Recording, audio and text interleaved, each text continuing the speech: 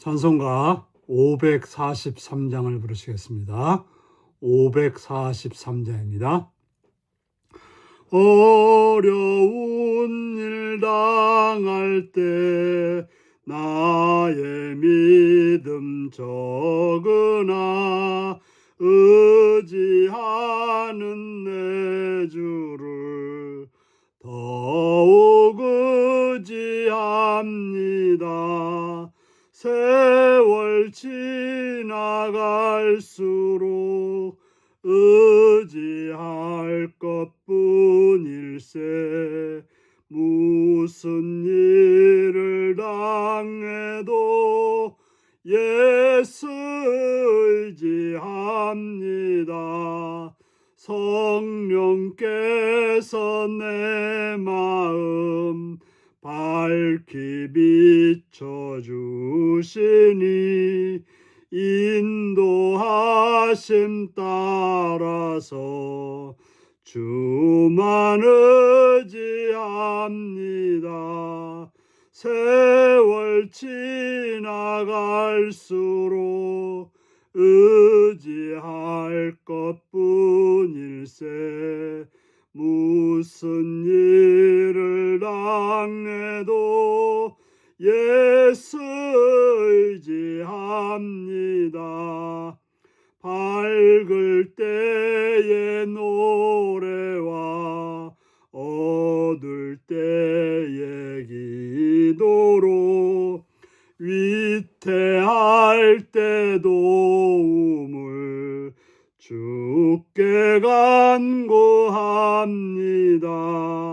세월 지나갈수록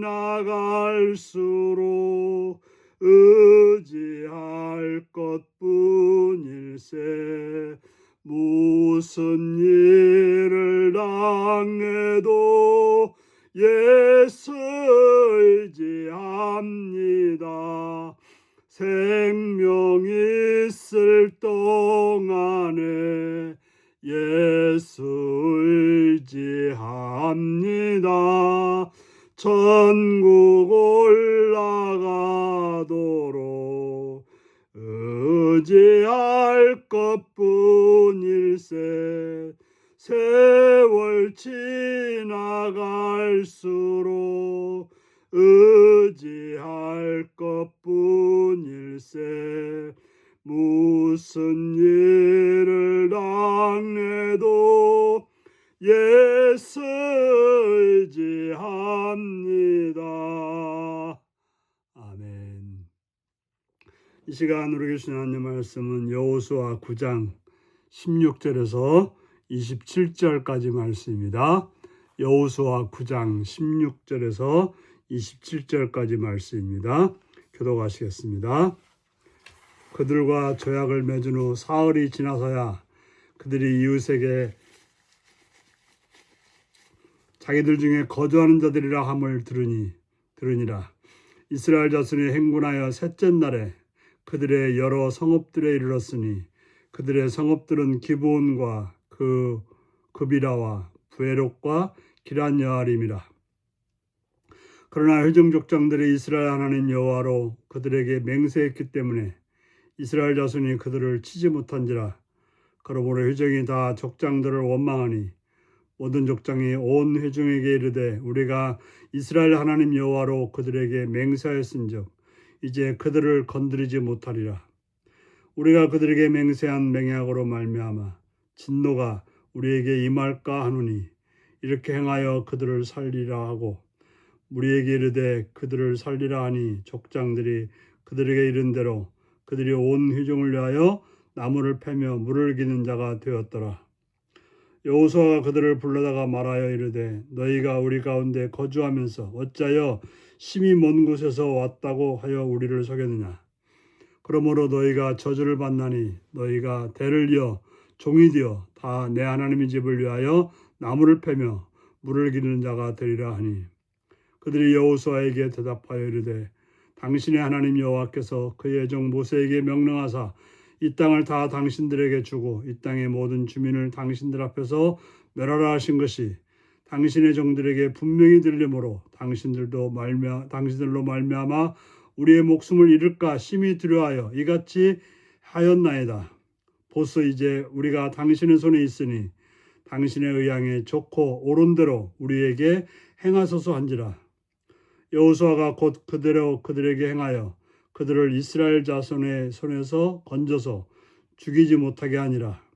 그날에 여호수아가 그들을 여호와께서 택하신 곳에서 회중을 위하여 여호와의 제단을 위하여 나무를 펴며 물을 기른 자들로 삼았더니 오늘까지 이르니라. 아멘. 오늘은 생존을 위한 행동, 특별한 은혜라는 제목으로 말씀을 나누겠습니다. 거짓말이라고 하는 것은 곧 드러나게 되어 있습니다. 바로 이스라엘과 기브온이 죄악을 맺은 지 사흘 후에 그들이 가나안 족속임을 밝혀집니다. 그러나 하나님의 이름으로 죄악을 맺었기 때문에 이스라엘은 기브온 사람들을 진멸하지 못합니다. 이스라엘은 하나님께 묻지 않고 경솔히 죄악을 맺었고 가나안 족속을 진멸하라는 하나님의 명령을 성취하지 못하는 그런 상황이 되고 말았습니다. 기브온은 속임수를 써서라도 생존하기를 원했고 죄악을 맺어서 진멸당하지 않으므로 자신들의 행동이 지혜로운 행동이라고 지혜로운 속임수라고 생각했을 것입니다. 그들은 진멸을 당하는 편보다는 하나님의 백성 가운데 노예로 사는 것이 낫다고 선택을 한 것입니다. 기브온이 생존한 사례는 하나님의 전쟁이 행사되는 가나안 땅에서 하나님의 긍휼의 문이 열려 있음을 보여주는 한 대목입니다. 그래서 기브온 사람들은 여호수아의 처분에 자신들을 맡깁니다. 그래서 여호수아는 기브온 사람들을 노예로 삼아 하나님의 집에서 나무를 패고 물을 기르는 일을 하게 합니다. 신명기에서는 하나님은 먼 거리에 있는 어떤 성읍이 평화를 제의하면 그들을 노예로 삼아 이스라엘을 섬기라고 했던 것입니다. 그러나 기브온은 가까이 있는 족속이고 평화의 제의도 그들이 먼저 했음에도 진멸당하지 않고 이스라엘의 종이 되었던 것입니다.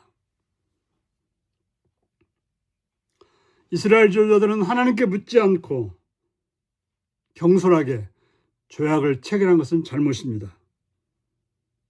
그러나 기브온이 언약 공동체에 들어와서 비록 종이지만 살게 된 것은 하나님의 특별한 은혜라고 말할 수 있는 것입니다. 하나님은 약속을 성실하게 지키시는 분이며 성취하시는 그런 권능을 소유하신 분입니다. 그러므로 성도는 하나님 앞에서 한 약속을 가볍게 여기면 안 되는 것입니다. 바로 이스라엘이 그들이 잘못되었음에 불구하고 그 언약을 지킨 것처럼 우리도 한 번 한 약속들에 대해서는 지켜야 될 것이었습니다. 바로 섣부른 결정임에도 불구하고 이스라엘은 기브온과의 그 약속을 지켜서 그들을 죽이지 못하고 종으로 삼았던 것입니다. 가나안 정복전에서 기브온의 생존은 하나님의 긍휼하신 그러한 은혜를 보여주는 장면 중에 하나인 것입니다. 우리가 약속을 소중히 여길 때 하나님의 공의와 사랑이 전파된다는 것을 기억하셔서 하나님의 약속을 오늘도 지켜서 보여주는 복된 하루가 되시길 바랍니다. 기도하시겠습니다. 자비로우신 아버지의 사랑과 은혜를 찬양하며 감사합니다. 비록 실수한 약속이었을지라도 지키는 이스라엘, 또 그것을 용납하시는 하나님의 은혜를 봅니다. 우리가 하나님과의 한 약속들을 잘 지킴으로 하나님의 긍휼하심을, 하나님의 은혜를, 하나님의 공의를 맛보는 그러한 삶이 되게 하여 주옵소서. 예수님의 이름으로 기도하옵나이다. 아멘. 하늘에 계신 우리 아버지의 이름을 거룩하게 하시며 아버지의 나라가 오게 하시며 아버지의 뜻이 하늘서와 같이 땅에서도 이루어지게 하소서. 오늘 우리에게 일용할 양식을 주시고 우리가 우리에게 잘못한 사람을 용서해 준 것 같이 우리 죄를 용서해 주시고 우리를 시험에 빠지지 않게 하시고 악에서 구하소서. 나라와 권능과 영광이 영원히 아버지의 것입니다. 아멘. 말씀 묵상입니다. 이스라엘이 가나안 족속인 기브온 사람을 진멸하지 못한 이유가 무엇인가요? 섣부른 판단으로 인해 내가 책임을 안고 가야 하는 일은 무엇인가요? 기브온 사람들은 어떤 일을 하며 생명을 보존하게 되었나요? 내가 하나님의 공동체의 구성원이라는 것은 어떤 의미가 있나요? 이 말씀을 묵상하시며 주 안에서 하나님과의 약속을 잘 지키는 복된 여러분들이 되시기 바랍니다. 샬롬.